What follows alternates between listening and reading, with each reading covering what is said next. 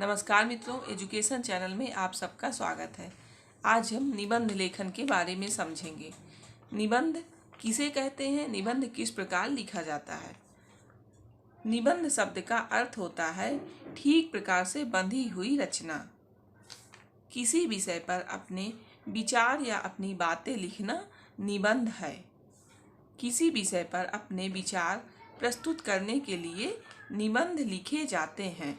ठीक है, किसी भी विषय पर अपने विचार प्रस्तुत करने के लिए हम निबंध लिखते हैं। निबंध लिखते समय निम्नलिखित बातों का ध्यान रखना चाहिए। पहला है, वाक्य छोटे व प्रभावशाली होने चाहिए। निबंध लिखते समय हमें वाक्यों को छोटा करना चाहिए एवं प्रभावशाली होने चाहिए, सरल शब्दों में लिखना चाहिए। मूल विषय पर ध्यान केंद्रित होना चाहिए। जिस विषय पर हम निबंध लिख रहे हैं उस पर हमारा पूरा ध्यान होना चाहिए। भूमिका से सीधे विषय पर आ जाना चाहिए। निबंध लिखते समय शब्द सीमा का ध्यान रखना चाहिए। कितने शब्दों का हमें निबंध लिखना है, इस बात का भी हमें ध्यान रखना चाहिए।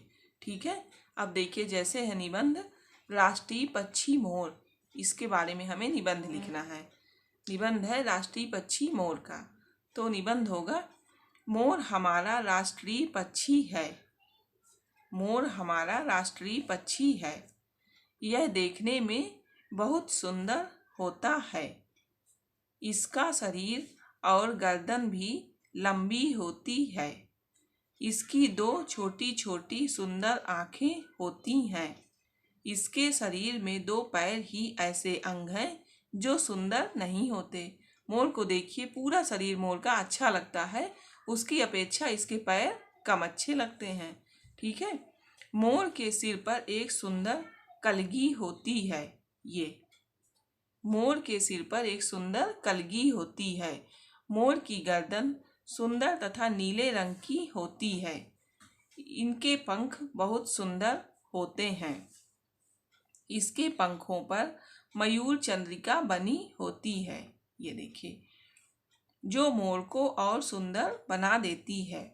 मोर के पंखों से कुछ उपयोगी वस्तुएं भी बनती हैं। ये देखिए, इतना तो जो था संक्षिप्त परिचय मोर का था। ठीक है, निबंध लिखने का जो तरीका होता है, किसी भी विषय में जब आपको निबंध लिखना तो सबसे पहले उसका संक्षिप्त हमें परिचय देना होता। ठीक है, ये पूरा संक्षिप्त सरल शब्दों में मोर का परिचय था।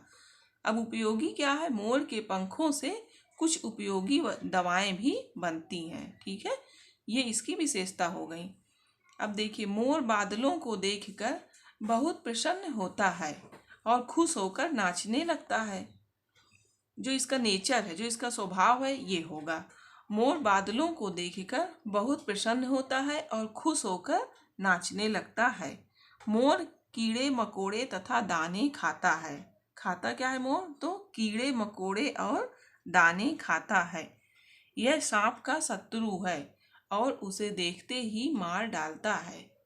मोर सांप को देखते ही मार डालता है, सांप का शत्रु है। मोर बहुत उपयोगी पक्षी है। ये था, देखिए, मोर का संक्षिप्त निबंध। सबसे पहले हम मोर के बारे में मोर के बारे में पूरा परिचय, संक्षिप्त परिचय बताए। उसके बाद उसकी क्या विशेषता है। विशेषता ये है कि इसके पंखों से दवाइयाँ भी बनती हैं।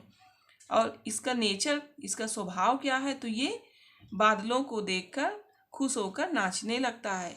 ये कीड़े मकोड़े खाता है और ये सांप का शत्रु है, उसे देखते ही मार डालता है। तो मोर बहुत ही उपयोगी पक्षी है। किसी भी विषय पर जब हम निबंध लिखेंगे तो सबसे पहले हमें उसके बारे में संक्षिप्त परिचय उसका देना होता है। उसके बाद उसकी क्या विशेषता है, शार्ट शब्दों में हमें विशेषता लिखनी होती है। उसके बाद उसका क्या स्वभाव है, क्या नेचर है, ये बताना पड़ता है। अब हमें शब्दों का ध्यान देना है कि कितने शब्दों पर हमें निबंध लिखना है। ये था यहाँ पर संक्षिप्त शब्दों में। ठीक है, शॉर्ट में हम मोर के बारे में समझाए हैं। अगर कहा जाता है कि 300 शब्दों में, 250 शब्दों में आपको निबंध लिखना है तो इसी को आपको बढ़ा देना है। तो मित्रों, आज का चैप्टर यहीं से समाप्त होता है, निबंध लेखन। उम्मीद करती हूँ आप लोगों को अच्छे समझ में आया होगा। धन्यवाद मित्रों।